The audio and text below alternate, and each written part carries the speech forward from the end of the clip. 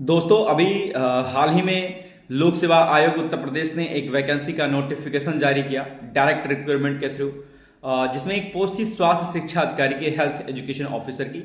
इस वैकेंसी को लेकर के कई सारी चीजें जो है यूट्यूब से लेकर के अलग अलग जगहों पर आपको दिखाई और सुनाई दे रही होंगी और उसमें बड़ा कंफ्यूजन क्रिएट हो रहा है।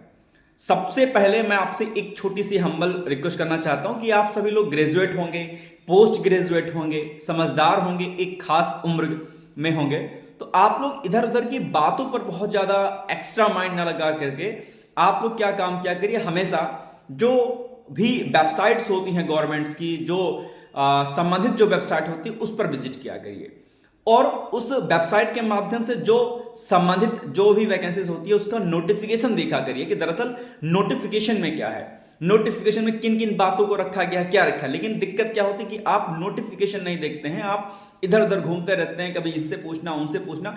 ये आपके एक अच्छे स्टूडेंट्स होने की दरअसल सिंबल नहीं है, ठीक है।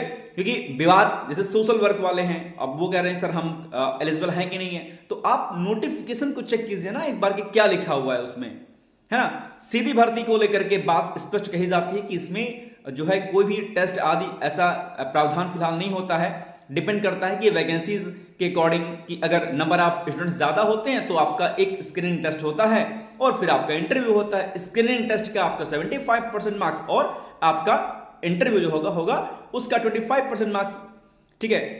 हालांकि स्वास्थ्य शिक्षा अधिकारी को लेकर के आयोग के द्वारा कोई भी पाठ्यक्रम या कोई भी परीक्षा प्रारूप अभी भी नहीं दिया गया है। वो इसीलिए नहीं दिया गया है क्योंकि अभी ये पता ही नहीं है आयोग को कि कितने ज्यादा फॉर्म आएंगे।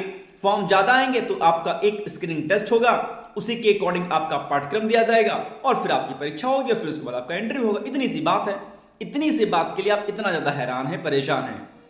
नोटिफिकेशन में जिन जिन विषयों को रखा गया है आयोग ने इस बार साफ साफ स्पष्ट कर दिया है। आयोग ने यह नहीं कहा कि हम सामाजिक विज्ञान के विषयों को लेंगे, आयोग ने कहा कि सामाजिक विज्ञान के विषयों के अंतर्गत हम इन विषयों को लेंगे, जिसमें सोशल वर्क वाला विषय आपका नहीं, जिसमें काफी छात्र हैं जिनको MSW कहते हैं, मास्टर ऑफ सोशल वर्क वाले जो विद्यार्थी वो एलिजिबल नहीं है, जिनका किसी सेमेस्टर में आपका इकोनॉमिक्स है, पॉलिटी है, वो वाले अभ्यर्थी भी नहीं होंगे। कंप्लीट डिग्री मांगी गई है जिन जिन विषयों को आयोग ने लिखा हुआ है, sociology, anthropology, political science, economics, history, ये विषयों में आपका मास्टर डिग्री होना चाहिए और एक दो विषय इसमें और शामिल किए गए हैं। तो इधर उधर मत पढ़िए, अभी फॉर्म की लास्ट डेट जब निकल जाएगी उसके बाद आयोग निश्चित तौर पर इस पर स्पष्ट कर देगा कि इसका परीक्षा प्रारूप, पाठ्यक्रम आदि क्या होगा।